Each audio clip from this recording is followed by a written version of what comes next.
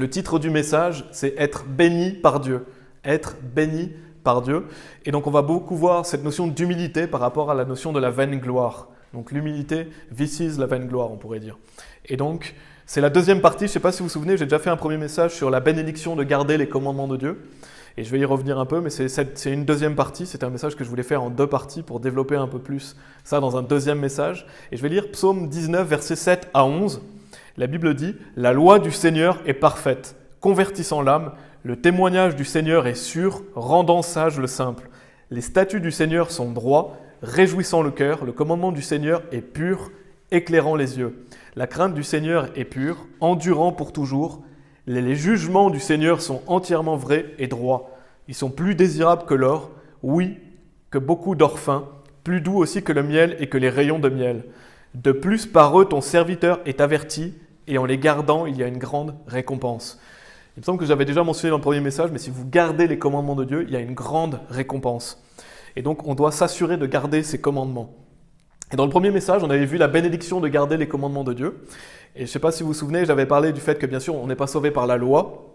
Personne ne peut être sauvé en gardant les commandements de Dieu. Personne ne peut être parfait face à la loi. Si vous voulez être sauvé par la loi, vous êtes sous la malédiction de la loi. Et donc, vous êtes sous une malédiction, vous ne pouvez pas y arriver. On avait vu, donc, on n'est pas sauvé en gardant les commandements de Dieu, mais la loi, c'est notre maître d'école pour nous amener jusqu'à Christ, afin que nous puissions être justifiés par la foi. Donc la loi doit nous faire prendre conscience qu'on est pécheurs et qu'on a besoin d'un sauveur qui est Jésus-Christ. Et nous sommes sauvés par la foi. On avait vu aussi la notion du fait qu'on n'est pas sous la loi, mais sous la grâce. On avait vu qu'on ne devient pas un bon chrétien en gardant la loi. Ce n'est pas en gardant tous les commandements, en essayant de checker, voilà, j'ai fait ça, ça, ça. Ce n'est pas comme ça qu'on devient un vrai chrétien, un bon chrétien. Mais c'est en marchant par l'Esprit. Et si vous marchez par l'Esprit, vous allez accomplir la loi. Et on a vu aussi le fait que si vous aimez Jésus, vous allez garder ses commandements. Et la dernière partie qu'on avait vue et que je vais développer un peu plus aujourd'hui, c'est la bénédiction de garder les commandements de Dieu. Si vous gardez les commandements de Dieu, vous serez bénis. Et je viens de lire Psaume 19, il y a Psaume 112, verset 1 qui nous dit aussi, donc ça c'est dans le même chapitre que le verset barrière que je vous ai proposé d'apprendre, mais Psaume 112, verset 1 nous dit « Louez le Seigneur, béni est l'homme qui craint le Seigneur, qui se délecte grandement dans ses commandements. » Donc si vous vous délectez dans les commandements de Dieu, si vous gardez ces commandements, la Bible dit que vous êtes bénis. Et ça vient avec la crainte du Seigneur aussi. On doit craindre Dieu. On doit avoir une peur sincère de Dieu. On doit craindre Dieu, parce que Dieu est un feu consumant, mais béni est l'homme qui craint le Seigneur et qui se délecte grandement dans ses commandements. Et donc dans le message aujourd'hui, je vous invite d'aller dans Esther. Vous pouvez garder quelque chose dans Esther. On va aller beaucoup dans le livre de Esther dans l'Ancien Testament. Et je vais beaucoup donner de passages de la vie de Mardoché. Je ne sais pas si vous connaissez qui est Mardoché, on va voir un peu sa vie à travers ce message. Et on va voir aussi Aman. Donc Mardoché, c'est justement l'exemple qu'on veut être, et Aman, c'est celui qu'on ne veut pas être. Donc on va voir Mardoché, on va voir Aman dans le livre d'Esther, et ça permettra d'illustrer ce message. Et je vais surtout parler principalement dans ce message de la bénédiction de garder les commandements de Dieu pendant cette vie sur terre. Parce que je pourrais faire un message sur le fait que quand vous gardez les commandements de Dieu, quand vous œuvrez pour Dieu, vous serez récompensé éternellement. Mais là, je vais surtout parler de ce que Dieu va faire dans votre vie. Pendant cette vie ici, vous serez aussi bénis. Et bien sûr, les bénédictions dans l'éternité sont encore mieux que les bénédictions temporaires que nous avons ici. C'est bien d'être béni dans cette vie, mais c'est encore mieux d'être récompensé dans l'éternité. Et souvent, ça vient avec, parce que si vous gardez les commandements de Dieu, vous serez béni dans cette vie et vous serez récompensé dans l'éternité. Mais là, on va vraiment voir, je vais surtout focaliser sur le fait que Dieu va vous bénir pendant cette vie. Et en plus, vous serez récompensé dans l'éternité. Parce que les récompenses éternelles sont plus désirables que cette vie temporaire, bien sûr. Et donc, vous serez bénis si vous gardez les commandements de Dieu dans cette vie. Et donc, c'est ce qu'on va voir aujourd'hui. Je vous invite à aller dans Esther. En attendant, je vais lire 1 Corinthiens chapitre 10, versets 12 et 11. 1 Corinthiens chapitre 10, versets 11 et 12. La Bible dit « Or, toutes ces choses leur arrivèrent pour servir de modèle, et elles sont écrites pour notre admonition, sur qui les bouts du monde sont venus. C'est pourquoi que celui qui pense qu'il se tient debout, prenne garde de peur qu'il ne tombe. » Donc on voit par exemple dans l'Ancien Testament tous les exemples de personnages que nous avons, toutes les personnes, ça doit être un exemple pour nous. On doit prendre exemple par exemple sur les erreurs des personnes, mais aussi sur leur réussite. Donc quand vous lisez l'Ancien Testament, vous vous dites « Waouh, je ne veux pas faire les mêmes erreurs. Waouh, je veux être comme cette personne. » Donc tout ça, c'est écrit pour notre admonition. C'est quelque chose qui doit nous aider au quotidien. Toutes les erreurs qu'on peut voir, On doit prendre instruction. Toutes les choses où les personnes réussissent, on doit prendre instruction. Donc, quand vous lisez l'Ancien Testament, il y a beaucoup de passages qui doivent nous servir de réprobation, de correction, donc nous servir de nous corriger si on est sur une mauvaise voie. On doit laisser la parole de Dieu nous reprendre pour éviter de faire les mêmes erreurs que les personnages de l'Ancien Testament ont fait et donc que les hommes font. Parce qu'en règle générale, les hommes font souvent les mêmes erreurs. Et donc on a tout dans la parole de Dieu pour nous diriger dans notre vie. Ça nous avertit, donc c'est quelque chose qui est important de lire l'Ancien Testament, de regarder les erreurs des personnages, de regarder leurs réussites, parce qu'on est tous humains, on a tous des péchés, on a tous des tentations, des difficultés, et donc on doit faire attention, la Bible dit, celui qui pense qu'il se tient debout, prenne garde de peur qu'il ne tombe. Donc si vous pensez que vous pouvez tenir debout facilement, attention de ne pas tomber. Pourquoi ? Parce que la chair est faible, l'esprit est bien disposé, mais la chair est faible. Donc ne vous croyez pas invincible. Croyez pas que voilà, tout va bien aujourd'hui, je suis invincible, rien ne va m'arriver. Non, il faut faire attention, toujours prendre instruction de la parole de Dieu. C'est pourquoi on doit toujours lire la parole de Dieu, se corriger, s'améliorer. Donc on doit veiller à notre conduite et on doit lire la parole de Dieu. Et donc quand on lit l'Ancien Testament, c'est rempli d'exemples de personnes qui ont fait des erreurs dont on ne veut pas reproduire les mêmes erreurs. Et c'est aussi rempli de personnes qui ont réussi dont on veut prendre exemple. Il y a beaucoup d'exemples comme ça dans l'Ancien Testament et aujourd'hui on va voir Mardoché et Aman. Et donc quand vous voyez par exemple, quand vous lisez la vie de Saül, quand vous voyez à quel point il finit mal, on doit prendre instruction et se dire « mince alors, je ne veux pas finir comme Saül ». Donc on doit faire attention aux péchés qui l'ont fait chuter. Et on doit s'introspecter et voir justement qu'est-ce qu'on doit corriger et surtout ne pas faire les mêmes erreurs. En fait, quelqu'un de sage, il n'a pas besoin de faire les erreurs pour comprendre. Il voit les erreurs des autres et se dit « je ne veux pas faire la même chose ». Et quand on lit l'Ancien Testament, c'est ça, on voit les erreurs que font les personnages, on se dit « mince alors, je ne vais pas reproduire la même erreur ». Quelqu'un de stupide, il va faire la même chose, mais il va en payer les conséquences. Donc justement, on doit être sage et prudent et prendre instruction. Quand vous voyez un frère ou une sœur qui fait des erreurs, dites-vous, voilà, je ne vais pas faire la même erreur. Je vais prendre instruction, je n'ai pas besoin de faire cette erreur pour comprendre que ce n'est pas bien. Et c'est ce qu'on voit dans l'Ancien Testament. On voit tous ces personnages qui font des erreurs. Et donc si on est sage et prudent, on prend instruction et on n'a pas besoin de vivre des mauvaises choses pour comprendre. Et donc on va voir plusieurs passages de la vie de Mardoché. Et on va voir qu'il a gardé les commandements de Dieu et qu'il a été béni. Et on va voir le malfaisant Aman. Aman, c'est un personnage de l'Ancien Testament, vous allez voir à quel point il était malfaisant. Donc pour situer le contexte, on va aller dans Esther chapitre 1. Je vais lire beaucoup de versets dans Esther, donc gardez quelque chose dedans si vous voulez bien. Esther chapitre 1, versets 1 et 2, donc on va situer le contexte de l'histoire. Il est dit « Or il arriva au jour d'Assuérus, c'est l'Assuérus qui régnait depuis l'Inde jusqu'à l'Éthiopie, sur 127 provinces.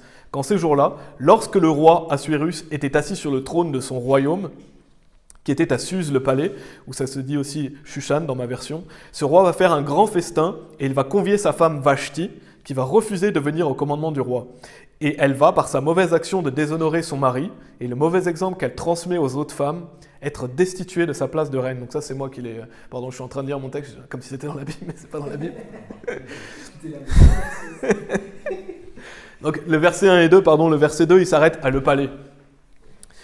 Et j'ai fait comme si c'était tout un passage de la Bible, excusez-moi. Donc on voit qu'il y a cet homme, Assuérus, qui est un roi qui règne sur beaucoup de provinces. Et donc il va faire un grand festin, il va convier sa femme Vashti, elle va refuser de venir, et donc elle va déshonorer son mari en faisant ça.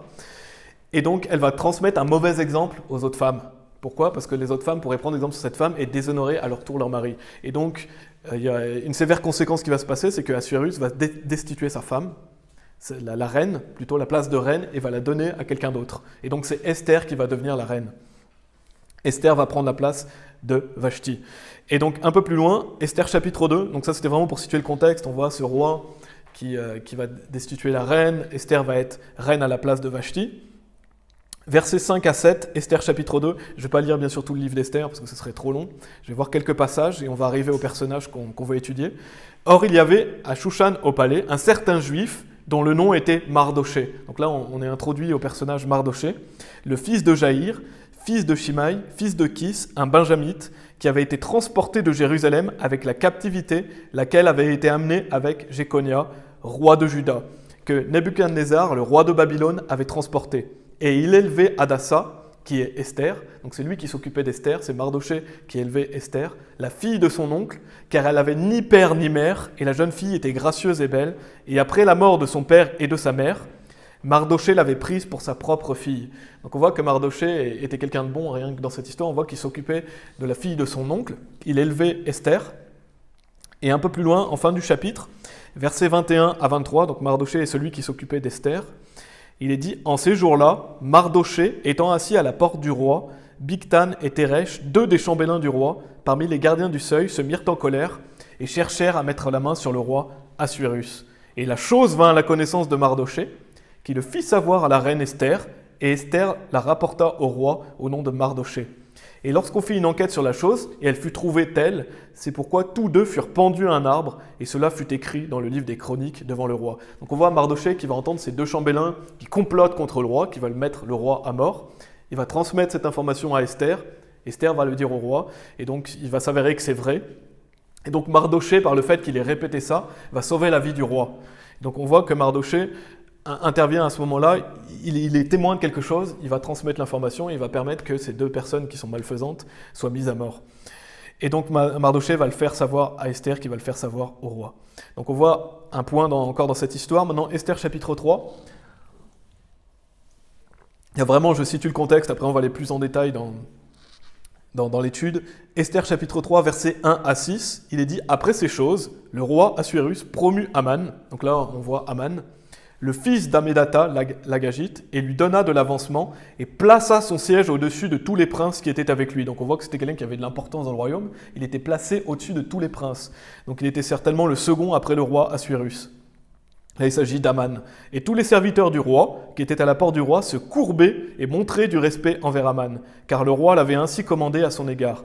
Mais Mardoché ne se courbait pas, ni ne lui montrait aucun respect. Alors les serviteurs du roi, qui étaient à la porte du roi, dirent à Mardoché « Pourquoi transgresses-tu le commandement du roi ?» Or il arriva que comme il lui parlait tous les jours et qu'il ne les écoutait pas, ils le dirent à Aman pour voir si Mardoché tiendrait ferme, car il leur avait dit qu'il était juif. Et lorsqu'Aman vit que Mardoché ni ne se courbait, ni ne lui montrait aucun respect, alors Aman fut rempli de colère. Pardon, c'était ni se courber. Mais il estimait ridicule de mettre la main sur Mardoché seul, car on lui avait appris de quel peuple venait Mardoché. C'est pourquoi Aman chercha à exterminer tous les Juifs qui étaient dans tout le royaume d'Assuérus, c'est-à-dire le peuple de Mardoché. Donc on voit cet homme, Aman, qui est promu au-dessus de tous les princes, donc qui est sûrement le second après le roi. Et donc les serviteurs du roi se courbaient devant lui, ils lui montraient du respect.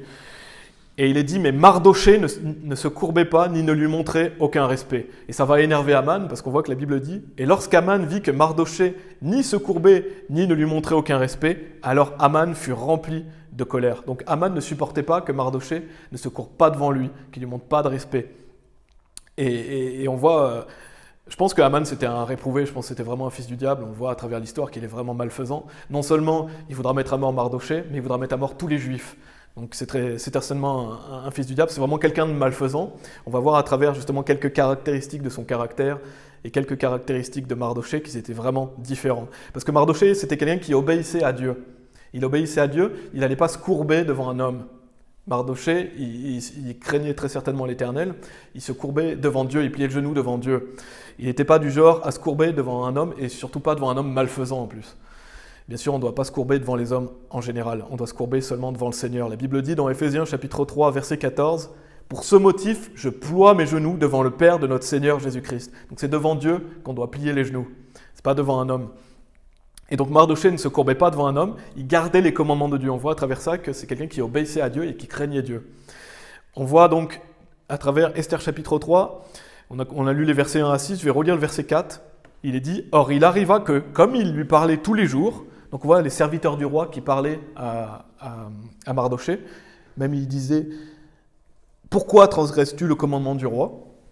Donc ces serviteurs du roi parlaient à Mardoché, et qu'ils ne les écoutaient pas, ils le dirent à Aman pour voir si Mardoché tiendrait ferme, car il leur avait dit qu'il était juif. Donc on voit que ces serviteurs, ils épiaient Mardoché. Ils essayaient de voir s'il allait tenir ferme, est-ce qu'il allait vraiment garder ses commandements. Et on voit que Mardoché, il est dit car il leur avait dit qu'il était juif. Donc Mardoché avait dit qu'il était juif. C'est la raison pour laquelle il ne faisait pas ça. Donc Mardoché gardait les commandements de Dieu.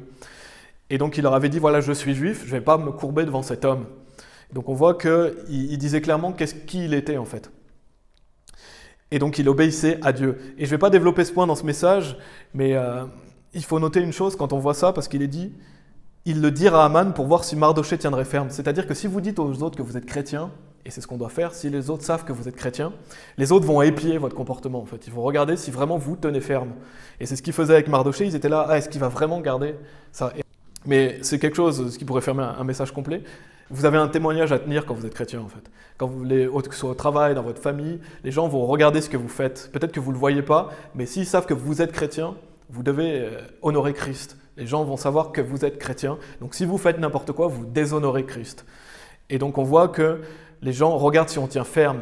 Même si vous dites non, ça je ne le fais pas, les gens vont épier et voir est-ce que vraiment il ne va pas le faire. Et donc c'est important de tenir notre témoignage quand on est chrétien. Et Mardochée, il tenait ferme. Il ne se courbait pas devant Aman. Et donc Mardochée, il obéissait à Dieu plutôt qu'aux hommes. Et pourtant, ça lui a coûté des persécutions. Parce qu'on voit que ces hommes-là étaient là à le persécuter. Pourquoi tu ne le fais pas, etc. Donc vous serez persécutés en tant que chrétien. Les gens vont vous persécuter parce que vous dites, voilà, ça je ne le fais pas parce que je suis chrétien. Ou parce que vous prenez une position. Et donc, ça ne l'a pas empêché de continuer à garder les commandements de Dieu. Donc, si vous êtes persécuté, continuez à garder les commandements de Dieu. On n'est pas là pour plaire aux hommes, on est là pour plaire à Dieu. Et je ne sais plus si c'est le pasteur Anderson qui disait ça, mais j'avais déjà entendu un pasteur dire quelque chose d'intéressant. Il avait dit, comment il disait, qu'en gros, ça prenait déjà trop de temps d'obéir à Dieu, plutôt de se préoccuper justement des hommes, en fait. Si vous voulez obéir à Dieu, ça va prendre tout votre temps. Vous n'avez pas le temps d'essayer de vous préoccuper de plaire aux hommes, en fait. Donc, préoccupez-vous de garder les commandements de Dieu. Et Aman, dans de nombreux points dans cette histoire, il peut symboliser le diable. Et c'est pour ça que je pense que c'était un réprouvé, un enfant du diable. On voit dans Matthieu chapitre 4, quand le diable va tenter Jésus, versets 8 à 10, il est dit « Le diable le transporte, donc en parlant de Jésus, encore sur une extrêmement haute montagne, et lui montre tous les royaumes du monde et leur gloire. Et lui dit « Je te donnerai toutes ces choses si tu tombes à terre et m'adores. » Alors Jésus lui dit « Retire-toi d'ici, Satan, car il est écrit « Tu adoreras le Seigneur ton Dieu et tu le serviras lui seul. » Donc on voyait que le diable, il voulait quoi? Il veut l'adoration. Il le veut toujours d'ailleurs. Le diable veut prendre la place de Dieu, il veut être adoré. En fait, le diable est rempli d'orgueil et d'égocentrisme. Et on voit à travers cette histoire d'Esther que Aman est rempli d'orgueil aussi. Il est préoccupé par lui-même, il est égocentrique. Il veut que tout le monde se courbe devant lui, il ne supporte même pas qu'il y en ait un seul qui ne se courbe pas devant lui. Et donc ça veut dire quoi? Ça veut dire qu'il veut la gloire pour lui-même, et c'est ce qu'on appelle la vaine gloire. Et je vais y revenir. Donc en tant que chrétien, on doit prendre instruction, bien sûr. Nous, on est sauvés, on est enfants de Dieu. Aman, c'était sûrement un réprouvé. Mais en tant que chrétien, on doit prendre exemple aussi sur le fait qu'on ne veut surtout pas être comme Aman. On ne veut pas être un être orgueilleux, égocentrique, qui pense qu'à lui-même et à la vaine gloire. Et on voit vraiment à travers cette histoire que c'est quelque chose d'immonde. Quelqu'un qui est centré sur lui et qui pense qu'à lui-même et la vaine gloire, c'est quelque chose qui est dégueulasse à regarder. On ne veut pas de ça. On doit être humble, on ne veut pas être orgueilleux. Vous pouvez aller dans 1 Pierre chapitre 5, si vous voulez.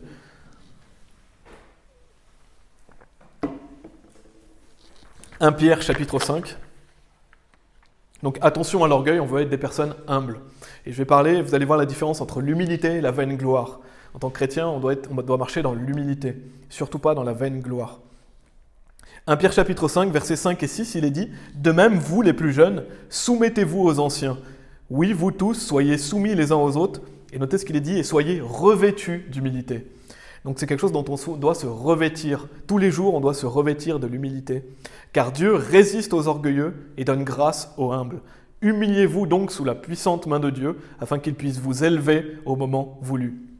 Donc c'est un commandement de Dieu pour nous que d'être humble. On doit être des personnes humbles. On doit se revêtir de l'humilité. Parce que je ne sais pas si vous voulez, mais est-ce que vous voulez que Dieu vous résiste? Moi, je ne veux pas que Dieu me résiste. Mais Dieu résiste aux orgueilleux, c'est ce que dit la Bible. Si vous êtes orgueilleux, Dieu va résister face à vous. Et donc, on veut être ces personnes qui sont humbles et à qui Dieu donne grâce. Parce que Dieu donne grâce aux humbles, mais Dieu résiste aux orgueilleux. Humiliez-vous donc sous la puissante main de Dieu. On doit s'humilier sous la puissante main de Dieu. Et donc Mardochée était quelqu'un qui était revêtu d'humilité, quelqu'un qui ne cherchait pas sa propre gloire. D'ailleurs, vous pouvez aller dans la fin du chapitre d'Esther, enfin le dernier chapitre, c'est Esther chapitre 10. On va bien sûr revenir entre, là c'est simplement pour souligner ce point-là. Je vais lire le verset 3, on va voir le reste de l'histoire après. Mais il faut savoir que Aman va mourir, on va le voir dans les prochains versets, et Mardochée va prendre sa place en fait. Mardochée va être promu, Aman lui va être détruit. Et on voit dans Esther chapitre 10, verset 3, « Car Mardochée le juif fut second après le roi Assuérus. Donc c'est là, après sa promotion, mais on va le voir, comme je l'ai dit, dans d'autres versets. Et il fut grand parmi les Juifs et bien considéré par la multitude de ses frères. Et notez qu'est-ce qui est dit à propos, justement, de Mardochée, recherchant la prospérité de son peuple et parlant pour la paix de toute sa semence. Donc, Mardochée n'était pas quelqu'un préoccupé par lui-même. Il recherchait la prospérité des autres. C'est-à-dire qu'il se mettait au service des autres. Il était quelqu'un de humble qui aimait son prochain. Donc Mardochée n'était pas là pour la vaine gloire. Il était là pour les bonnes choses. Il avait un bon cœur. Il est dit parlant pour la paix de toute sa semence.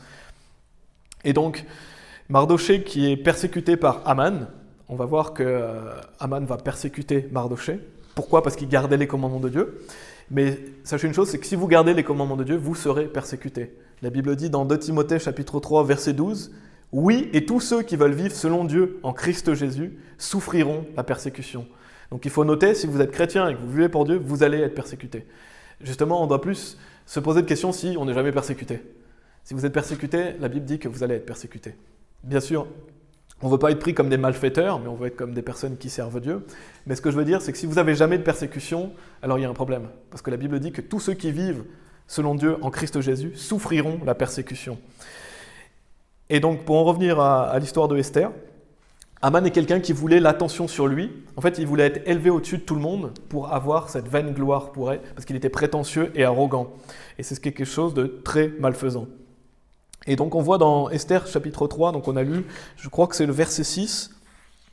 Le verset 6, je vais le relire, parce qu'on voit justement qu'est-ce que Aman va concocter dans son cœur, qu'est-ce qu'il va vouloir faire, parce que Mardochée ne se courbe pas devant lui, on le voit dans Esther chapitre 3.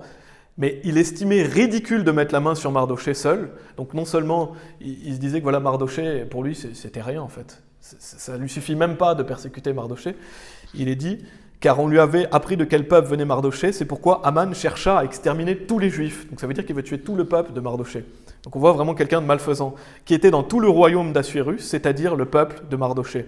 Donc on voit qu'Aman est quelqu'un de malfaisant qui voulait exterminer tous les Juifs. Et les Juifs étaient le peuple de Dieu à l'époque. Aujourd'hui, le peuple de Dieu, ce sont nous, c'est les chrétiens. Mais à l'époque, les Juifs, c'était le peuple de Dieu. Donc on voit qu'Aman voulait persécuter le peuple de Dieu, en fait.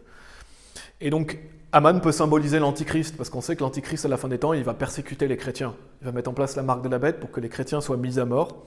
Il fait la guerre aux saints. Et bien sûr, c'est dans une moindre mesure, mais on voit qu'Aman, lui, voulait exterminer tous les Juifs. L'Antichrist va vouloir exterminer tous les chrétiens. Donc on voit vraiment ce mauvais Aman, et on voit que c'est un accusateur, un manipulateur. On voit au verset 8, Esther chapitre 3, verset 8. Si vous êtes toujours dans l'histoire, il est dit, verset 8, « Et Aman dit au roi Assuérus, il y a un certain peuple éparpillé et dispersé parmi les peuples, dans toutes les provinces de ton royaume. » Donc on voit Aman qui va parler au roi Assuérus. « Et leurs lois sont différentes de celui de tous les peuples. Ils n'observent pas les lois du roi, de sorte qu'il n'est pas bénéfique pour le roi de le laisser faire. » Donc on voit que c'est quelqu'un qui accuse et qui manipule. Il dit au roi, voilà, il ne faut pas les laisser faire, il faut les exterminer. Donc on voit qu'il voulait exterminer et il voulait la permission du roi pour tuer les Juifs. Et c'est ce qu'il va avoir malheureusement. Enfin malheureusement quand on s'arrête ici, parce qu'on voit après la suite.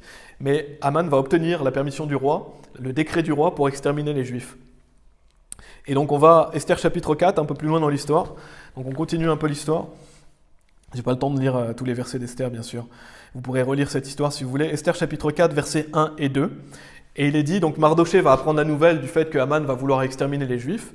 Il est dit, lorsque Mardochée s'aperçut de tout ce qui avait été fait, Mardochée déchira ses vêtements, se couvrit d'un sac et de cendres, et parcourut la ville et cria d'un cri grand et amer. Et il arriva jusque devant la porte du roi, car personne ne pouvait entrer vêtu d'un sac dans la porte du roi. Donc on voit que Mardochée, il va s'humilier. Il va s'humilier, il va se couvrir d'un sac, il va déchirer ses vêtements, il va parcourir la ville, il va crier. Et il est dit, et dans chaque province, au verset 3, et dans chaque province, partout où le commandement du roi et son décret parvinrent, il y avait grand deuil parmi les Juifs, ainsi que jeûne, pleurs et lamentations, et beaucoup se couchaient sur le sac et la cendre. Donc on voit que les Juifs vont faire de même, ils vont s'humilier. Et donc, il y a des pleurs, des lamentations, des jeûnes, parce que justement, ils comprennent que Aman veut les tuer. Verset 8, « Et il lui donna une copie de l'écrit du décret qui avait été donné à Suse pour les détruire, pour le montrer à Esther. » Donc on voit que Mardochée va faire parvenir à Esther qu'est-ce qui se passe, et de lui dire, et lui recommander d'entrer chez le roi, afin de le supplier et de faire requête devant lui pour son peuple. Donc on voit que Mardochée va dire à Esther, voilà, tu dois faire des supplications et des requêtes au roi pour que ce décret soit enlevé. Et on voit donc cette notion, il est dit, afin de le supplier et de faire requête. Et on retrouve ça dans Philippiens chapitre 4. Dans Philippiens chapitre 4, et restez avec quelque chose dans Esther, on va continuer dans Esther. Mais Philippiens chapitre 4, que j'avais proposé si vous vouliez les apprendre dans les versets barrières, il est dit, Philippiens chapitre 4, versets 6 et 7, « Ne vous inquiétez de rien, mais en toute chose par la prière, et notez ce qu'il est dit, et la supplication, avec remerciement, faites connaître à Dieu vos requêtes. Et la paix de Dieu, laquelle surpasse toute compréhension, gardera vos cœurs et vos intelligences par Christ Jésus. » Donc on retrouve dans le Nouveau Testament cette notion de supplication et requête. Et on voit que Mardochée, il demanda à la reine Esther de supplier le roi et de faire des requêtes. Et donc nous, en tant que chrétiens, on doit faire nos requêtes et nos supplications à Dieu. On doit aller directement vers le trône de grâce, amener nos problèmes, prier Dieu, le supplier quand on a des difficultés comme ça. Quand il nous arrive quelque chose, bien sûr, il ne nous arrivera peut-être pas ce qui arrive à Aman. C'est quelque chose à Mardochée, c'est quelque chose d'extrême. Mais donnez vos supplications et vos prières et vos requêtes à Dieu. Tournez-vous vers lui et allez directement vers le trône de grâce. Et donc Esther va aller vers le roi. Et on va continuer l'histoire dans Esther chapitre 5. Donc Esther va aller vers le roi justement pour essayer de renverser les choses afin que les Juifs soient sains et saufs. Parce que Aman voulait mettre à mort tous les Juifs et un décret avait été fait à ce sujet. On voit dans Esther chapitre 5, versets 9 à 14. « Et Aman sortit ce jour-là, joyeux et le cœur gai. Mais lorsque Aman vit à la porte du roi Mardochée, qui ne se leva pas et ne se dérangea pas pour lui, il fut rempli d'indignation contre Mardochée. » C'est vraiment comique quand même ces situations, même si c'est quelque chose de sérieux. Mais on voit encore une fois, il est gai et joyeux, il voit juste Mardochée qui ne se court pas devant lui, et là il est en colère. Il est dit, « Toutefois, Aman se contint, et arrivé dans sa maison, il envoya chercher ses amis et Zeresh sa femme. Et Aman, notez ce qu'il est dit dans ce passage, leur raconta la gloire de ses richesses et la multitude de ses enfants et toutes les choses dans lesquelles le roi l'avait promu et comment il l'avait promu au-dessus des princes et serviteurs du roi. » Donc on voit vraiment qu'il était égocentrique, il pensait qu'à lui, il pensait qu'à se mettre en valeur. De plus, Aman dit, « Esther n'a laissé venir personne d'autre que moi avec le roi au festin qu'elle a préparé. Et demain, je suis aussi invité par elle avec le roi. Toutefois, tout cela ne me sert à rien, aussi longtemps que je verrai Mardochée, le juif, assis à la porte du roi. » Alors Zeresh, sa femme, et tous ses amis lui dirent qu'on fasse un gibet haut de 50 coudées, et demain dis au roi qu'on y pende Mardochée, puis va joyeusement au festin avec le roi, et la chose plut à Aman, et il fit faire le gibet. Donc on voit que maintenant, Aman passe à la vitesse supérieure, il veut faire pendre Mardochée. Donc il va préparer un gibet pour faire pendre Mardochée. Et donc il va aller au repas qu'avait organisé Esther avec le roi. Et donc on voit vraiment cet orgueil d'Aman, il leur raconta la gloire de ses richesses et la multitude de ses enfants et toutes les choses dans lesquelles le roi l'avait promu. Donc on voit qu'il est vraiment centré sur lui. Et il faut faire attention à cette vaine gloire. Parce qu'un chrétien peut être orgueilleux, un chrétien peut vivre dans la vaine gloire où il est sans cesse en train de montrer aux autres, regarde comme tout ce que j'ai, regarde tout ce que j'ai gagné par moi-même.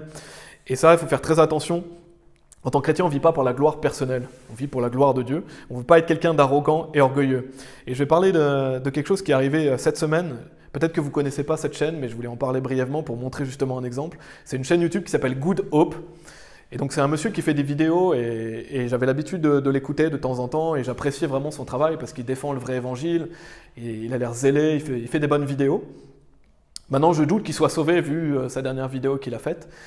Peut-être que c'est un frère, mais j'ai des doutes par rapport à son salut parce qu'on va voir bien sûr dans les prochaines semaines s'il sort avec des nouvelles choses. C'est quelque chose qui a confirmé. Mais en fait, il enseigne une hérésie qui est proche de la damnation. Parce qu'en fait, ce qu'il enseigne, c'est qu'il enseigne que vous n'avez pas à invoquer le nom du Seigneur pour être sauvé. Et frère Stéphane, normalement, va faire un message la semaine prochaine sur le fait d'invoquer le nom du Seigneur, parce que c'est une doctrine importante qu'on doit défendre.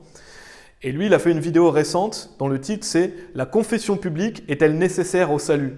Et donc par la confession publique, il veut dire la prière du pécheur, qu'on appelle la sinner's prayer. Donc c'est la prière qu'on fait faire aux gens quand on a présenté l'évangile à la fin de la présentation. Et il met « Cela va bouleverser certains ». Donc ça c'est le titre de sa vidéo. « La confession publique est-elle nécessaire au salut ?» Il a mis entre parenthèses la prière du pécheur. « Cela va bouleverser certains ». Et donc, quand on présente l'évangile à quelqu'un, si la personne comprend l'évangile, si la personne répond bien aux questions, si on voit que la personne veut placer sa confiance en Jésus-Christ, qu'elle répond bien, on veut l'encourager à prier à la fin. On veut l'encourager à invoquer le nom du Seigneur. C'est quelque chose qu'on intègre dans notre présentation. Et c'est quelque chose de nécessaire. c'est nécessaire de demander aux personnes d'invoquer le nom du Seigneur. En fait, invoquer le nom du Seigneur, ça fait partie du salut. Et Stéphane va plus en parler dans son message, moi j'en parle brièvement. Mais on veut défendre cette position. Et bien sûr, l'objectif, quand on va présenter l'évangile à quelqu'un, l'objectif, c'est pas de faire prier à tout prix la personne. On ne va pas présenter l'évangile à quelqu'un en se disant, voilà, je veux avoir le plus de personnes qui prient avec moi. Parce que sinon, vous allez avoir tout un tas de personnes qui vont prier avec vous sans avoir cru, en fait. Parce qu'il y a des gens qui répètent les prières que vous dites, soit pour se débarrasser de vous, soit parce qu'ils sont catholiques, soit parce qu'ils veulent vous faire plaisir. Nous, on veut s'assurer de bien présenter l'évangile aux personnes. On veut s'assurer de bien présenter correctement, de prendre le temps qu'il faut, de poser des questions. Mais si la personne est prête à invoquer le nom du Seigneur, alors on veut l'encourager à le faire. C'est quelque chose de bien d'encourager les gens à invoquer le nom du Seigneur. Parce qu'on veut que les gens s'assurent de placer leur confiance en Jésus-Christ, qu'ils soient assurés d'avoir la vie éternelle. Donc faire prier quelqu'un, c'est quelque chose de très bien. Mais bien sûr, ce n'est pas notre objectif, voilà, on doit faire prier tout le monde, c'est pas ça. L'objectif, c'est de prêcher l'évangile et que les gens soient sauvés. Donc on doit s'assurer que les gens aient bien compris. Mais invoquer le nom du Seigneur, ça fait partie du salut. Et dans cette vidéo, ce monsieur de Good Hope, de sa chaîne YouTube, il va déformer certains passages. Il déforme notamment Jean chapitre 12, je ne vais pas aller dans les détails, mais il déforme un passage. Si vous voulez, vous pouvez aller écouter sa vidéo. Mais je vous encourage même pas à aller le faire, ça ne sert à rien. Et donc il utilise de manière interchangeable la notion de confession publique et la notion du fait d'invoquer le nom du Seigneur, notamment par la prière du pécheur. Donc ce qu'on fait faire aux gens, par exemple, « Seigneur Jésus, je sais que je suis un pécheur, je sais que je mérite d'aller en enfer, etc. » Et donc lui, il utilise ça de manière interchangeable, comme si le fait de demander à Dieu de nous sauver, c'était forcément une confession publique. Mais ça, c'est faux. Parce que quelqu'un peut très bien demander à Jésus de le sauver chez lui, tout seul.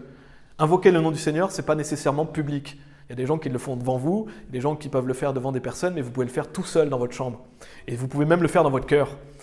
Donc il est malhonnête dans sa vidéo parce qu'il fait croire que c'est forcément une confession publique, c'est pas vrai. On peut le faire tout seul. Et je supposais qu'il était sauvé, maintenant je ne sais pas, parce que c'est vraiment curieux sa manière d'agir. Et si je vous parle de lui, c'est parce que justement, s'il est sauvé, c'est l'exemple justement de quelqu'un qu'on ne veut pas être. C'est-à-dire qu'il est arrogant, prétentieux, et il est centré sur lui. Et vous pouvez voir sous les commentaires de sa vidéo, il dénigre le pasteur Meria, il fait un faux témoignage sur le pasteur Anderson. Et donc de se moquer d'un pasteur comme ça, ou de faire un faux témoignage sur quelqu'un, c'est quelque chose de mauvais et d'arrogant. Et donc s'il est un frère, on ne veut surtout pas être ce genre de frère qui est arrogant et prétentieux, qui se croit même au-dessus des pasteurs en fait. Parce que lui, c'est pas un pasteur. Et quand vous avez justement des pasteurs comme le pasteur Anderson, après peut-être que vous ne les écoutez pas, mais qui sont d'excellents pasteurs, comme le pasteur Bruce Meria, ou le pasteur Jiménez qui vous tombe dessus, vous devez vous poser des questions en fait. Si vous avez des pasteurs comme ça qui vous reprennent, vous deviez vous dire « Oula, il y a un problème, peut-être que je fais quelque chose de mal ». Et lui, au lieu de ça, il défend sa position et en plus, il se moque de Bruce Meria. Donc là, on voit qu'il y a un problème. Il faut faire attention de ne pas se croire meilleur que les autres. Peut-être qu'on va découvrir que c'est un faux frère, et ça ne m'étonnerait pas, parce que vu ce qu'il enseigne, c'est très grave, parce que lui dit que vous n'avez pas besoin d'invoquer le nom du Seigneur pour être sauvé. Il dit, voilà, si vous avez cru en Jésus, vous n'avez même pas besoin de demander à Dieu de vous sauver. Mais en fait, ça va ensemble, mais Stéphane en parlera un peu plus en détail. Et donc, attention de ne pas se croire meilleur que les autres, et de même pas se croire meilleur qu'un pasteur qui est qualifié, et qui enseigne la Bible depuis des années, qui connaît bien mieux la Bible que lui. Donc, attention à l'orgueil. Et je vais simplement donner 2 Corinthiens chapitre 4, verset 13, si vous voulez. Je pense que Stéphane va peut-être le redonner dans son message, mais je vais lire ce verset pour les gens qui écoutent ce message, simplement pour que vous compreniez que le fait d'invoquer le nom du Seigneur, ça fait partie du salut. Donc quand on fait prier quelqu'un pour demander à Dieu de le sauver, c'est pas pour rien qu'on le fait. Et 2 Corinthiens chapitre 4, verset 13 nous dit « Nous, ayant le même esprit de foi, selon qu'il est écrit, j'ai cru et donc j'ai parlé. Nous aussi croyons et donc nous parlons. » Donc notez ce qu'il est dit, il est dit « j'ai cru et donc j'ai parlé ». Donc quelqu'un qui croit, il va invoquer le nom du Seigneur en fait. Et c'est souvent la manière dont vous croyez en Jésus, c'est la manière dont vous lui demandez de vous sauver en fait. Placez votre confiance en Jésus-Christ, c'est invoquer le nom du Seigneur pour moi. Donc quelqu'un qui croit en Jésus-Christ, il va demander à Jésus de le sauver. Il va invoquer le nom du Seigneur. C'est la même chose en fait, ça fait partie du salut. Et donc quand il est dit « j'ai cru et donc j'ai parlé », ça veut dire « j'ai cru et par conséquence, pour cette raison, j'ai parlé ». Donc quelqu'un qui croit, il va invoquer le nom du Seigneur. Si quelqu'un vous dit « moi j'ai cru en Jésus mais j'ai jamais invoqué le nom du Seigneur », il y a un gros problème. Parce que la Bible dit que invoquer le nom du Seigneur, ça fait partie du salut en fait. Et on va le voir dans Romains chapitre 10.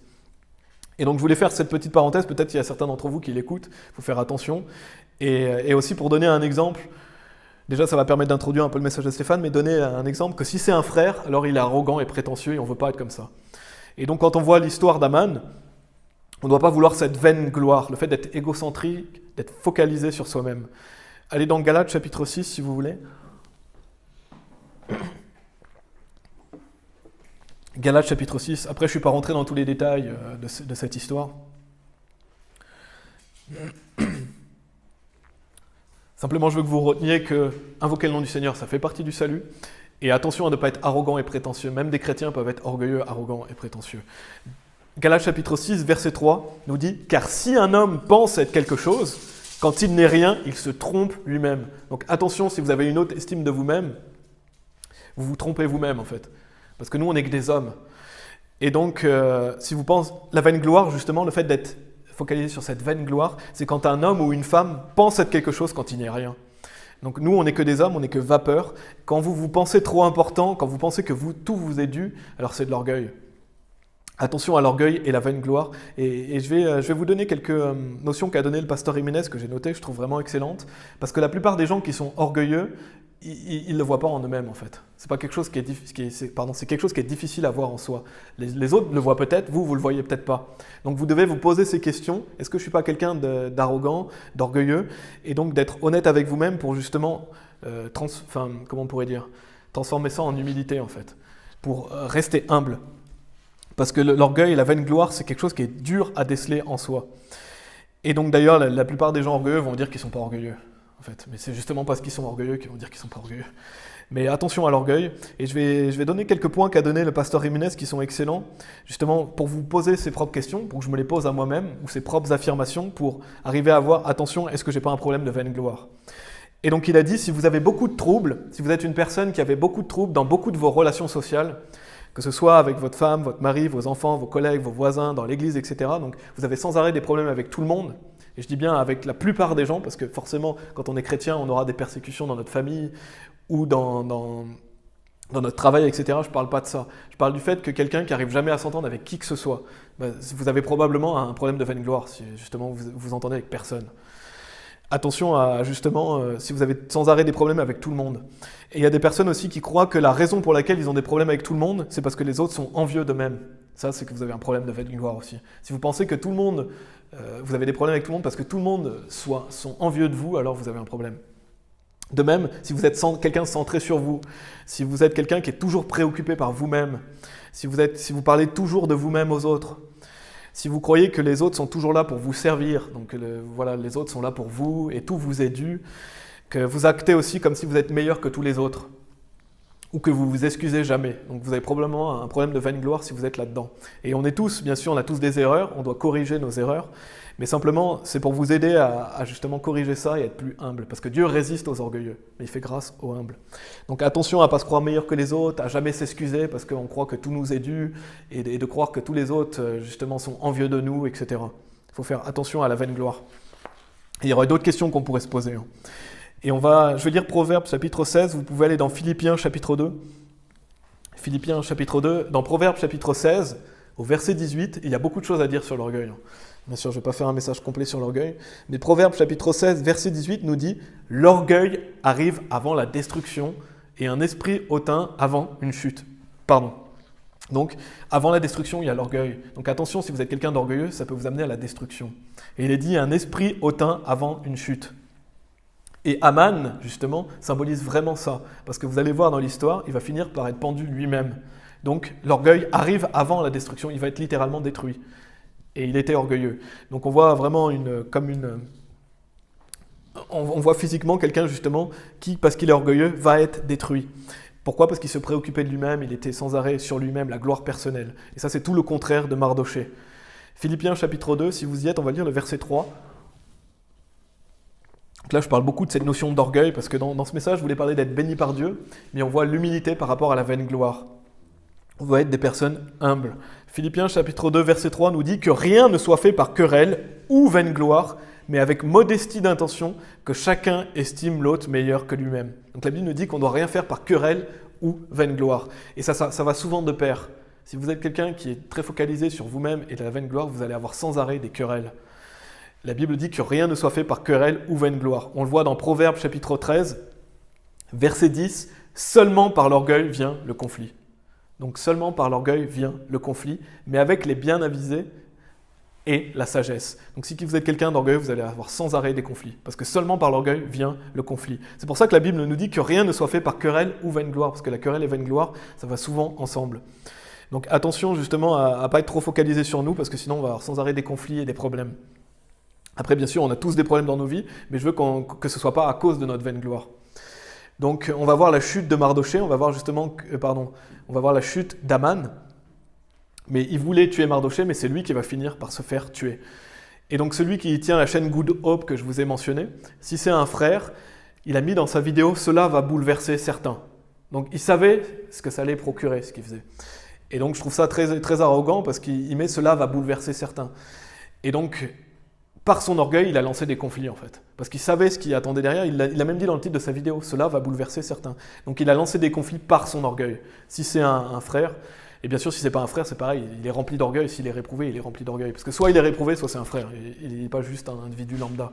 Il connaît bien l'évangile, soit il l'a déjà rejeté et il est là pour faire du dégât, soit c'est un frère orgueilleux et prétentieux parce qu'il a beaucoup de vues sur sa chaîne, donc ça lui a peut-être monté à la tête.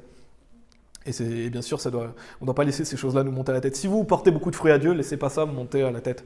Restez humble. Et donc, il a lancé des conflits par son orgueil. Donc, seulement par l'orgueil vient le conflit. Et sa vidéo est très malhonnête, et je ne vais pas en reparler. Mais justement, on doit être, mais avec les bien avisés et la sagesse. On doit être des personnes avisées, sages, et donc on doit avoir plus de respect, notamment aussi pour les pasteurs. Lui, il reprend publiquement un pasteur, et donc on doit avoir du respect pour les hommes de Dieu, en fait.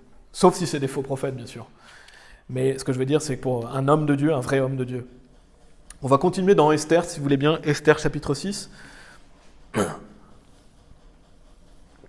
je voulais vraiment parler de l'orgueil, de l'arrogance, du fait que seulement par l'orgueil vient le conflit. Esther chapitre 6, versets 1 et 2, on va continuer l'histoire. Il est dit, cette nuit-là, le roi ne pouvait pas dormir. Et vraiment, je voulais aussi faire ce message, bien sûr, parce que toute la parole de Dieu est bonne, mais Mardochée, c'est vraiment un personnage que j'aime beaucoup. Mardochée, c'est vraiment un personnage que j'aime beaucoup, et cette histoire, elle est comment on pourrait dire, elle est sérieuse, mais des fois elle nous fait rire aussi. Je ne sais pas si vous avez déjà arrivé de rire mais, en lisant la Bible, mais moi cette histoire me fait rire parce qu'il va vouloir tuer quelqu'un et c'est lui-même qui va se faire pendre. Et c'est tragique bien sûr, mais ça montre que la malice qu'il avait, ça lui est retombé sur la tête. Et on aime que les malfaisants soient punis. Et on le voit à travers cette histoire que les malfaisants, lui c'est arrivé dans sa vie, peut-être qu'il y en a ça arrivera en enfer, mais il y a une justice. Il est dit dans Esther chapitre 6, versets 1 et 2, « Cette nuit-là, le roi ne pouvait pas dormir, et il commanda d'apporter le livre des registres des chroniques, et on les lut devant le roi. Et on y trouva écrit que Mardochée avait rapporté au sujet de Bigtan et de Téresh, les deux chambellans du roi, gardiens de l'entrée, qui avaient cherché à mettre la main sur le roi Assuérus. Et le roi dit, « Quel honneur et quelle distinction a-t-on fait à Mardochée pour cela ?» Et les serviteurs du roi qui le servaient répondirent « On n'a rien fait pour lui ». Donc on peut apprendre quelque chose à travers cette histoire, c'est que Mardochée, ce n'était pas du genre à se vanter de ce qu'il avait fait. Donc il n'allait pas publier « Ah, moi j'ai sauvé la vie du roi ». Non, justement, le roi se dit « Mais qu'est-ce qu'on a fait pour lui en fait ?» Il n'a jamais été honoré pour ce qu'il a fait. Et ça, on doit prendre exemple, nous en tant que chrétiens, on ne doit pas chercher l'honneur des hommes. Quand vous allez évangéliser, quand vous faites des bonnes choses pour Dieu, les gens devraient se dire « Ah, mais qu'est-ce qu'on a fait pour l'honorer ?» Dieu va vous honorer, Dieu va vous récompenser en fait. Faites les choses pour Dieu, pas pour la gloire des hommes, pas pour être vu des autres. Et Mardochée, ce n'était pas du genre à se vanter de ce qu'il faisait. Donc c'est un bon point qu'on peut apprendre ici. Et donc, il ne cherchait pas la vaine gloire, c'était quelqu'un de humble, comme je vous l'ai déjà mentionné. Proverbe chapitre 18, verset 12 nous dit aussi « Avant la destruction, le cœur de l'homme est hautain, et avant l'honneur est l'humilité. » Donc on voit encore une fois que quelqu'un d'hautain, on a vu quelqu'un d'orgueilleux, ça va avant la destruction malheureusement, parce que les personnes orgueilleuses se mettent dans tout un tas de problèmes. Et ce n'est pas ce qu'on veut. Et Dieu ne veut pas ça pour nous. Dieu veut qu'on soit humble, et Dieu nous fera grâce si on est humble. Donc Mardochée était quelqu'un de humble, et on va le lire par la suite, il va être honoré littéralement, lui. Pendant cette vie, il va être honoré, alors que Aman, qui est cet homme hautain et arrogant, il va vivre la destruction littéralement parce qu'il va être pendu, il va mourir physiquement, et il est allé en enfer, bien sûr. Et donc, il y a un point que je voulais souligner aussi sur l'humilité, parce qu'il y a des personnes qui pensent que l'humilité, c'est toujours se dénigrer devant les autres. C'est pas ça, l'humilité. L'humilité, c'est pas dire « Ah, moi je suis un loser, je suis nul, je vaux rien ». Ça, c'est pas l'humilité, ça c'est encore de l'orgueil. Parce qu'en fait, l'humilité, c'est pas de vous dénigrer devant les autres, parce que si vous vous dénigrez devant les autres, en fait, vous parlez de vous, en fait, c'est encore de l'orgueil. L'humilité, c'est pas de se croire pire que les autres, c'est vous mettre en retrait, en fait, c'est diminuer votre importance personnelle. C'est ça, l'humilité. C'est-à-dire se mettre au service des autres et estimer les autres meilleurs que soi. Donc l'humilité, c'est de moins penser à soi, en fait, tout simplement, alors que l'orgueil, c'est toujours de penser qu'à soi. Et il y a des gens qui, en croyant justement se dénigrer devant les autres, ils font preuve d'humilité, mais c'est pas ça, l'humilité. L'humilité, c'est vraiment diminuer son importance personnelle. Et donc, bien sûr, laisser Christ vivre en nous.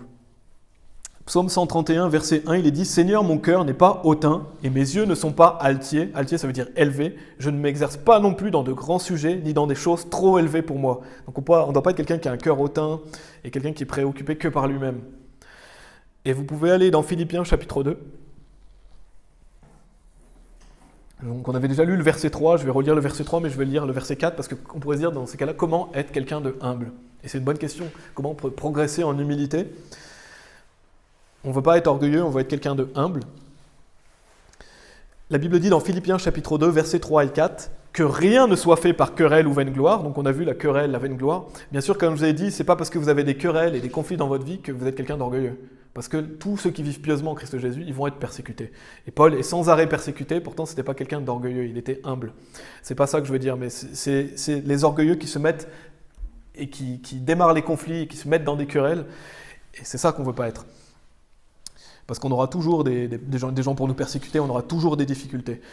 Mais avec modestie d'intention, que chacun estime l'autre meilleur que lui-même, que chaque homme ne regarde pas seulement à ses propres intérêts, mais que chaque homme aussi veille aux intérêts des autres. Donc l'humilité, c'est estimer l'autre meilleur que soi. Et donc c'est considérer les autres meilleurs que soi-même, et c'est ça la vraie humilité. Et c'est d'élever les autres, c'est de me mettre au service des autres. Et la Bible dit que chaque homme ne regarde pas seulement à ses propres intérêts, donc bien sûr qu'on doit regarder aussi à nos intérêts. On doit prendre soin de notre famille, on doit subvenir à nos besoins, on a des besoins qu'on doit combler. Mais que chaque homme aussi veille aux intérêts des autres, mais aussi qu'on veille aux intérêts des autres personnes. Donc c'est ça, la vraie humilité, c'est vraiment de considérer les autres meilleurs que soi-même. Et on va dans Esther chapitre 6, on va retourner dans Esther.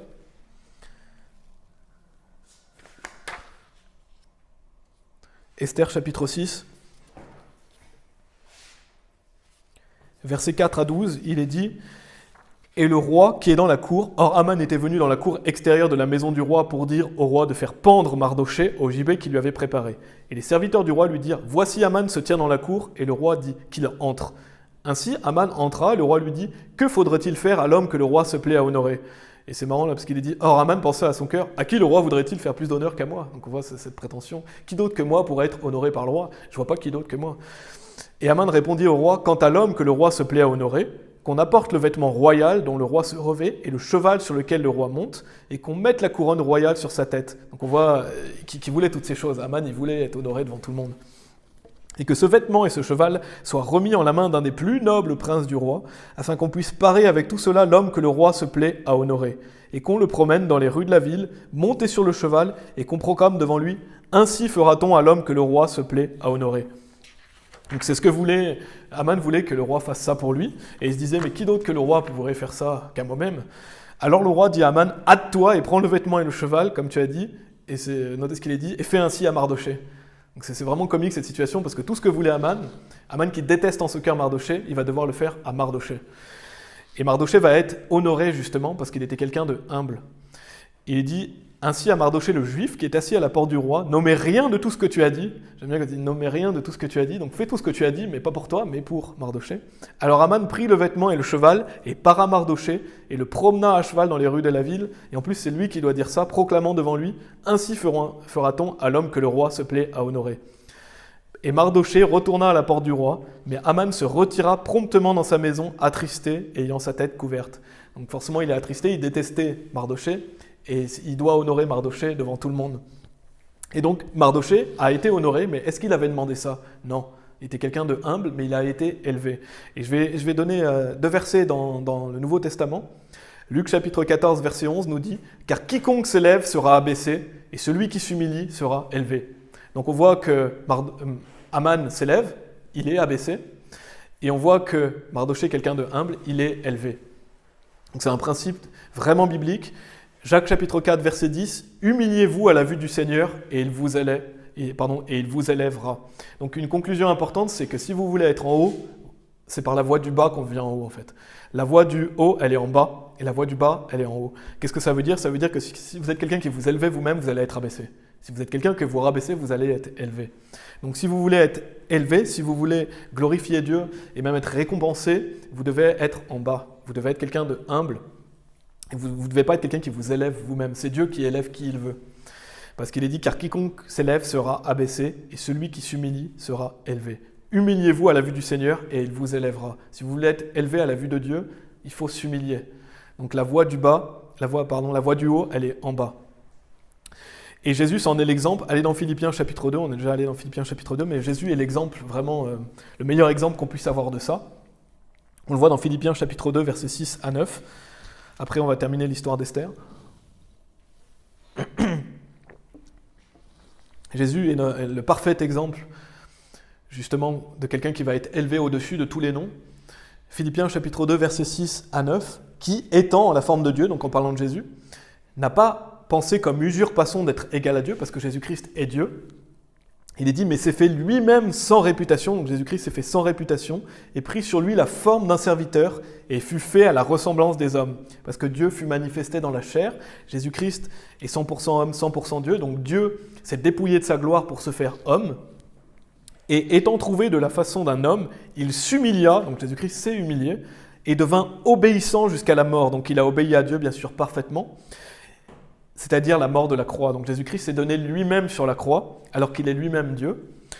Et regardez ce qui est dit après, c'est pourquoi Dieu aussi l'a hautement exalté et lui donna un nom lequel est au-dessus de tout nom.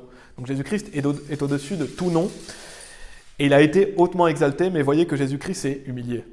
Jésus-Christ, bien sûr, est la perfection en humilité. Il a été obéissant jusqu'à la mort, il a pris la forme d'un serviteur. Donc on voit que la voie pour être vers le haut, elle est en bas. Et Jésus-Christ est notre meilleur exemple pour ça. On doit être comme Christ. Donc on doit être des serviteurs de Christ et essayer le plus possible de ressembler à Christ. Donc si vous voulez aller en haut, c'est par le bas. Et donc la Bible dit, c'est pourquoi Dieu l'a aussi l'a hautement exalté et lui donna un nom lequel est au-dessus de tout nom. Et donc on voit à travers l'histoire d'Esther, vous allez dans le verset 10 du chapitre 7, Esther chapitre 7, verset 10, donc Aman va finir par être pendu, donc la malice qu'il voulait faire sur Mardochée va lui retomber dessus. Il voulait pendre Mardochée, c'est lui qui va être pendu. On le voit au verset 10, ainsi ils pendirent Aman au gibet qu'il avait préparé pour Mardochée, puis la colère du roi fut apaisée. Et il y a un autre principe important dans cette histoire à retenir, c'est qu'on ne doit pas envier les pécheurs. Vous ne devez pas envier les pécheurs. Si vous voyez des gens qui prospèrent alors qu'ils sont malfaisants, si vous voyez même les gens qui nous gouvernent, les gens qui, parfois, c'est certaines personnes très riches, qui sont très honorées, qui nous gouvernent, on ne doit pas envier ces personnes-là. On le voit à Aman, qui va finir pendu et qui va aller en enfer. Et donc, n'enviez pas les pécheurs ni leur voie, n'essayez pas de ressembler aux pécheurs, mais soyez des personnes humbles qui gardent les commandements de Dieu comme Mardochée, et Dieu vous élèvera au moment voulu. Peut-être que vous ne serez pas beaucoup élevés dans cette vie, mais vous serez élevés dans les cieux. Et la Bible dit « inconnu, mais cependant bien connu ». Donc le plus important, c'est d'être connu, déjà bien sûr d'être sauvé, mais d'être connu au ciel après, comme quelqu'un qui sert Dieu et qui glorifie Dieu. Donc n'enviez pas les pécheurs, on voit la fin de Haman à travers cette histoire, et on voit que sa malice lui est retombée dessus. Et Dieu va faire justice. On doit être justement comme Mardochée qui marche humblement devant Dieu et qui garde ses commandements. Dans Esther chapitre 8, donc on va voir que Mardochée a été honoré, non seulement il a été honoré parce que ce que Haman voulait pour lui-même a été fait à Mardochée, mais on voit aussi au verset 15 à 17 du chapitre 8,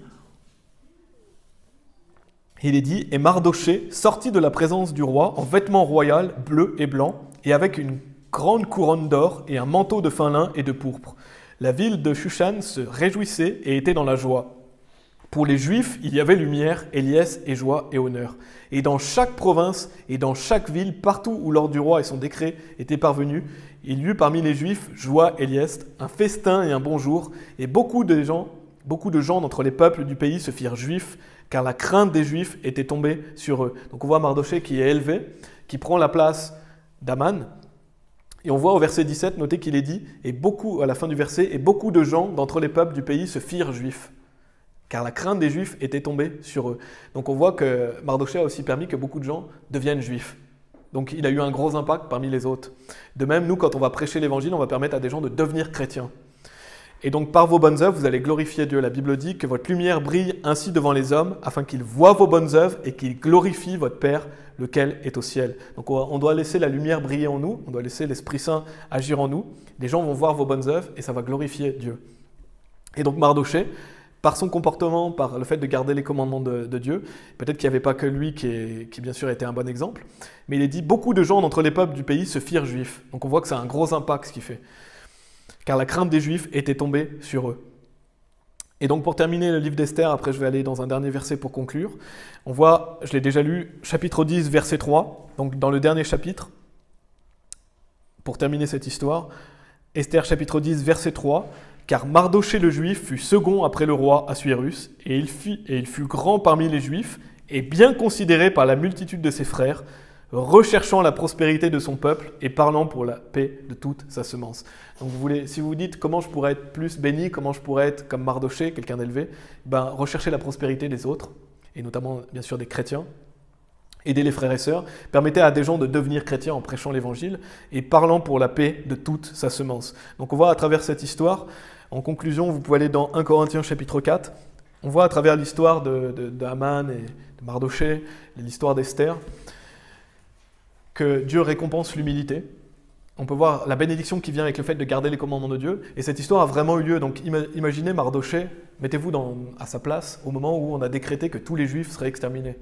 Donc imaginez-vous, on vous dit aujourd'hui, voilà, tous les chrétiens vont être exterminés. Donc forcément, c'est une mauvaise nouvelle. Il y a de quoi être anxieux, il y a de quoi être stressé. Mais il ne s'est pas arrêté là. Donc nous, c'est facile de voir ça parce qu'on se dit tout va bien, mais lui, il ne voyait pas la fin. Mardochée ne voyait pas la fin, à quel point il allait être élevé, béni par Dieu. Nous, c'est pareil. Dieu nous l'a déjà dit, il a déjà montré des exemples, il a déjà dit qu'il va nous faire grâce, il a déjà dit qu'il va nous bénir si on garde ses commandements. Donc on doit juste appliquer ce que Dieu nous dit à travers tous les événements qu'on peut vivre. Continuons à garder les commandements de Dieu et continuons à obéir à Dieu et tout ira bien pour nous. Et même si on nous prend notre vie ici, on sera au paradis. Donc le plus important, c'est de continuer à servir Dieu et de garder ses commandements. On voit dans 1 Corinthiens chapitre 4, versets 4 et 5, « Car je ne suis rien par moi-même, cependant je ne suis pas justifié pour cela, mais celui qui me juge est le Seigneur. Par conséquent, ne jugez rien avant le moment, jusqu'à ce que le Seigneur vienne, qui à la fois mettra en lumière les choses cachées de l'obscurité, et notez ce qu'il est dit, il rendra manifeste les secrets des cœurs, et alors chaque homme recevra la louange de Dieu. » Je ne sais pas si vous l'aviez déjà vu ce verset, mais il est dit que vous allez recevoir la louange de Dieu. Chaque homme va recevoir la louange de Dieu. Donc c'est quelque chose qui doit nous motiver à continuer à agir avec humilité, parce qu'on sait que Dieu voit ce qu'on fait. Et chaque homme va recevoir la louange de Dieu. Et Dieu va rendre manifeste les secrets des cœurs. Donc quand on fait quelque chose, on n'a pas à être des gens qui se vantent. On n'a pas à dire « ouais, regardez tout ce que je fais, etc. » Bien sûr, on peut encourager les autres, mais on doit faire les choses pour Dieu. Et on doit faire attention à l'orgueil, à l'arrogance, de ne pas les laisser rentrer en nous. Si vous êtes quelqu'un d'arrogant et orgueilleux, revêtez-vous d'humilité avant que Dieu vous humilie lui-même, parce que sinon Dieu va vous humilier. Si vous avez besoin de vivre des choses difficiles parce que vous êtes trop orgueilleux, Dieu va le faire. Non, il vaut mieux apprendre les choses simplement en voyant la parole de Dieu, en se laissant transformer par l'Esprit et en vivant pour Christ, pas pour la vaine gloire, mais pour la gloire de Christ. Et vous serez récompensé dans l'éternité. Cette vie est une vapeur. Dieu va vous récompenser pour ce que vous faites pour lui. Et donc, on doit toujours garder ça à l'esprit. Gardez les commandements de Dieu, faire les choses qui glorifient Dieu, et vous serez bénis. Et la vaine gloire et la gloire des hommes, c'est pas important. Le plus important, c'est de recevoir la louange de Dieu. Dieu va vous récompenser pour ce que vous faites. On va prier. Merci Père, parce que tu as dit que toutes ces choses sont écrites pour nous, sur qui les bouts du monde viennent. Donc, on te prie Seigneur pour ressembler plus à ton Fils Jésus-Christ. Et des personnes humbles qui sont au service des autres, qui estiment l'autre meilleur que nous. On veut être des personnes qui estiment l'autre meilleur que nous. Et Seigneur, on ne veut surtout pas être comme Haman ou des personnes orgueilleuses ou arrogantes qui se croient meilleures que les autres, qui croient que tout leur est dû et que tout est centré sur eux. En fait, tout est centré sur Jésus-Christ, pas sur nous-mêmes. On veut être des personnes qui ressemblent plus à ton Fils, afin de te porter du fruit, de te glorifier. Merci à chacun d'entre nous à garder à l'esprit que si on garde tes commandements, on sera bénis. Peut-être que des personnes traversent des difficultés ou sont persécutées ou vivent des mauvaises choses, Seigneur, mais tant qu'ils gardent tes commandements, toute chose va agir ensemble pour leur bien. Et on ne voit pas la fin, mais on voit la fin de tous les exemples que tu nous as donnés dans la Bible et tous les versets que tu nous as donnés qui nous permettent de le savoir, comme Job qui a été béni encore plus que ce qu'il était auparavant. Merci Seigneur, aide-nous et je te prie de bénir notre groupe au nom de Jésus-Christ. Amen.